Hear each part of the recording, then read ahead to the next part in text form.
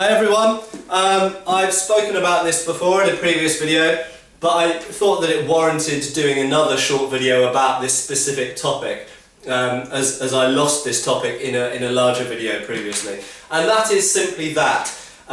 There seems to be a perception in modern people's mind that medieval people walked around armed to the teeth. And this comes largely from Hollywood, of course, where whether it's pseudo-historical films or whether it's fantasy films or whatever, in this sort of medieval imaginary world that we see these people living in, they wear armour a lot of the time and they walk around with their swords and they walk into bars and pubs and places where you wouldn't normally be allowed to take weapons to, you know, armed to the teeth with all their weapons. And quite simply, looking specifically at medieval England, and I know that the laws in medieval France were almost exactly the same as this, that simply didn't happen. Why? Because just like the modern day, governments in power and local authorities didn't want the populace wandering around with lots of weapons,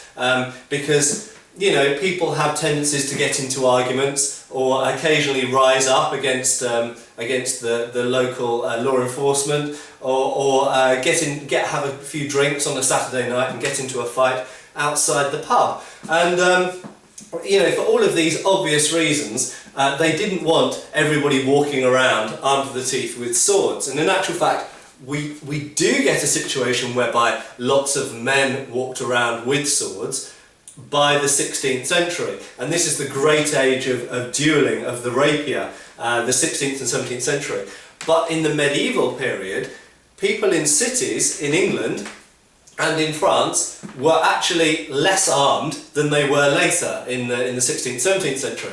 So in actual fact, the basic laws, to outline them, in England were that you could not carry a sword in any English city within the city walls, within the limits of the city walls, unless you were either leaving the city, entering the city, or you were an official of the city, i.e. you were an alderman, which was essentially like the modern police, or you were a knighted knight. Okay, and as I said in the previous video, a knight was not simply a person who had a sword and wore armour, as the modern perception is, but to actually be knighted.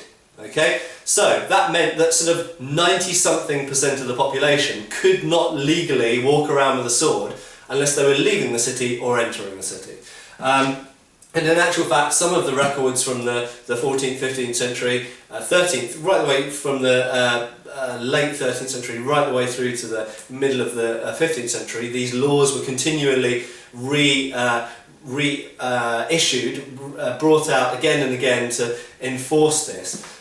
State that if you enter the city and you have weapons like swords and so on you, then you actually have to go to the place where you're lodging, for example an inn, and when you get there you have to give your weapons to the innkeeper, and it was their duty to keep your weapons whilst you were staying in the city. Now what's interesting is that from various inventories of the period, we know that actually civilian people in some cases did own a lot of weapons. Not necessarily because they were going to use the weapons or armour themselves, but because there were a lot of weapons and armour in circulation, and therefore sometimes people paid their debts with things instead of with money, because they maybe had some things of value, like a modern pawnbroker, and some of these things were swords and weapons. So sometimes people, bankers for example, ended up with lots of weapons and armour because they took it in payment for things. But equally, people sometimes inherited their grandfather's helmet or their grandfather's mail shirt or sword, and you know, people ended up with weapons and armour in their houses, even though they themselves might not have any intention to become a soldier or anything like that.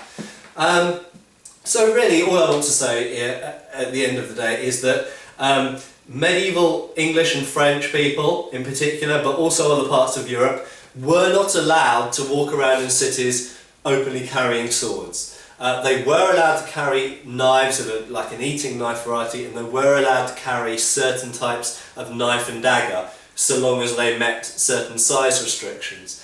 but they weren't going around armed to the teeth. And in actual fact, it was an imprisonable offence if you were caught walking in the street without a good reason, without one of those valid reasons. If you were carrying a sword, sword and buckler, it's often mentioned in fact, or additionally if you were travelling through the city at night without a lantern and with sword and buckler.